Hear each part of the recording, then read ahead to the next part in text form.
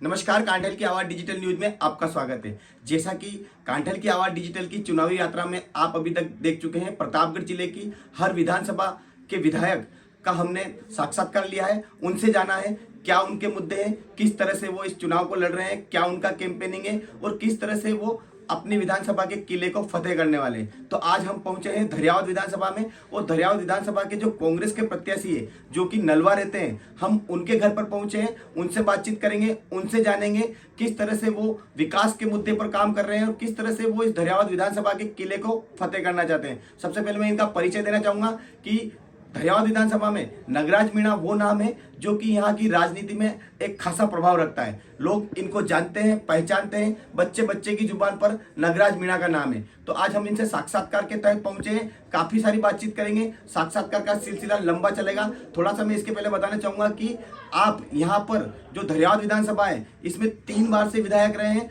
और 2 बार इन्होंने इनका पूरा कार्यकाल रहा है और उसके बाद तीसरी बार में जब उपचुनाव रहे हैं तब इन्होंने यहाँ पर इस विधानसभा का किला फतेह किया था और उसके बाद में इस क्षेत्र को विकास के नए आयाम दिए। तो बातचीत का सिलसिला शुरू करते हैं। सबसे पहले कांठल की आवाज डिजिटल पर यहाँ पर धरियावद के जो कांग्रेस प्रत्याशी है इनका स्वागत है और सबसे पहले मैं इनके स्वागत के साथ ही इनका जो परिचय है वो मैं दे चुका हूं। अब हम इनसे ही जानेंगे, सर क्या स्थिति है, धरियावद विधानसभा में आप चुनाव लड़ रहे हैं, इस बार जो त्रिकोणीय संघर्ष है उसको किस रूप में देखते हैं? देखिए, धरियावद विधानसभा क्षेत्र में 8 कैंडिडेट हैं और मैं पिछले 6 चुनाव लड़ चुका हूँ, 7वां चुनाव लड़ने जा रहा हूँ। धरियावद की जनता की मेरे ऊपर पूरी कृपा है, आशीर्वाद है और मैं भारी बहुमत से जीतूंगा। हमने पिछले 12.5 साल में विधायक रहा हूँ, इस 2.5 साल के 2 साल को मिला करके मैंने धरियावद में इतने काम कराए हैं, पिछले 25 साल का रिकॉर्ड तोड़ दिया है। बड़ी बड़ी पुलिया बनाई, शानदार यहाँ धरियावद में हॉस्पिटल बना रहा हूँ। 14 हॉस्पिटल नए बनाए हमने 12 साल के अंदर।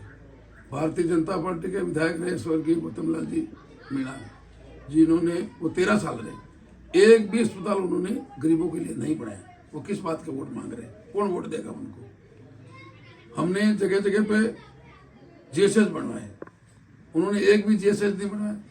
हमने हर पंचायत मुख्यालय पर राजीव गांधी सेवा केंद्र बनाया। हमने हर जगह इंग्लिश स्कूल खोली, इंग्लिश मीडियम स्कूल, यहाँ पर कॉलेज हमने खोला आदिवासी के बच्चों को पढ़ने के लिए। इसके अलावा भी बहुत सारे ऐसे काम किए, सड़कों का जाल बिछाया। चिकित्सा के क्षेत्र में भी हमने बहुत काम किए, उप स्वास्थ्य केंद्र, प्राथमिक स्वास्थ्य केंद्र, पीएचसी को सीएचसी बनाया। मतलब हमने रिकॉर्ड तोड़ काम किया जनता के लिए और 77,000 लोगों की हमने पेंशन कराई है। भारतीय जनता पार्टी वाले तो कुछ नहीं कराई।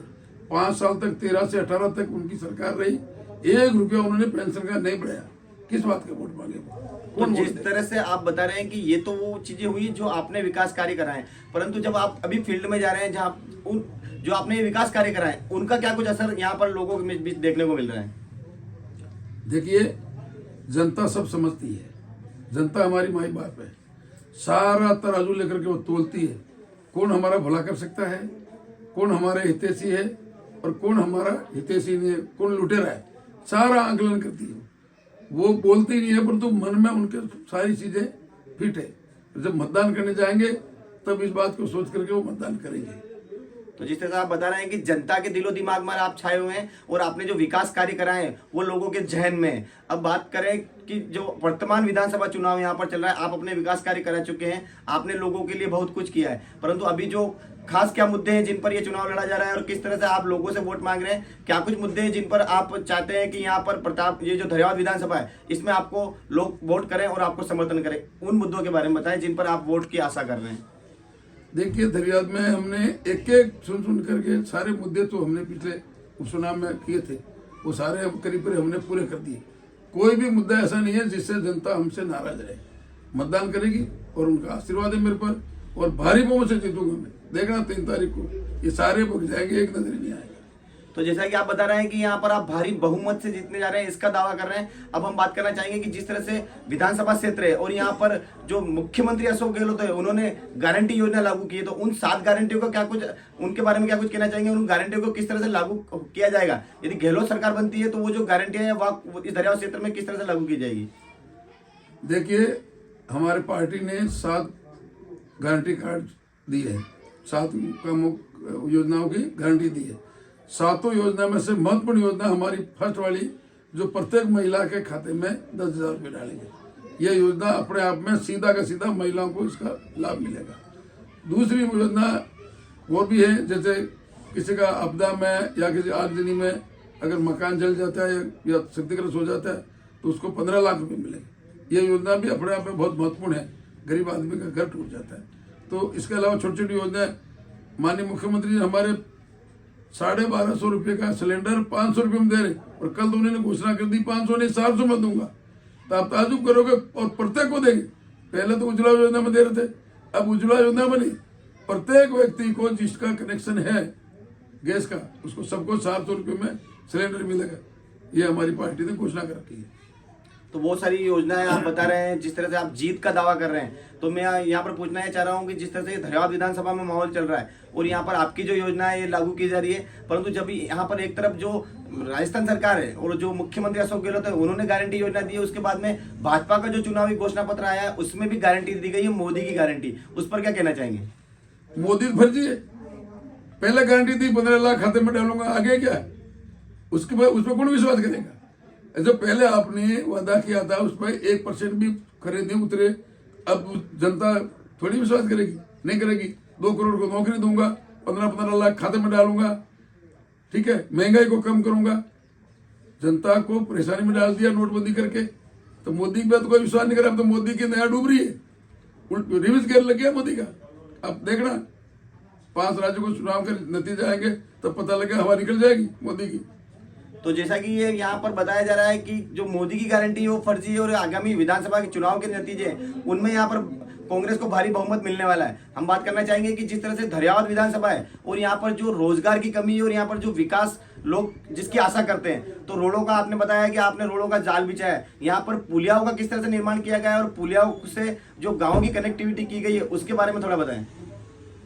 हमने जाकम नदी पे करोड़ों की पुलिया बनवाई है जो लोगों की आवश्यकता थी, और 2 साल के अंदर पुलिया बना करके हमने तैयार कर दी है।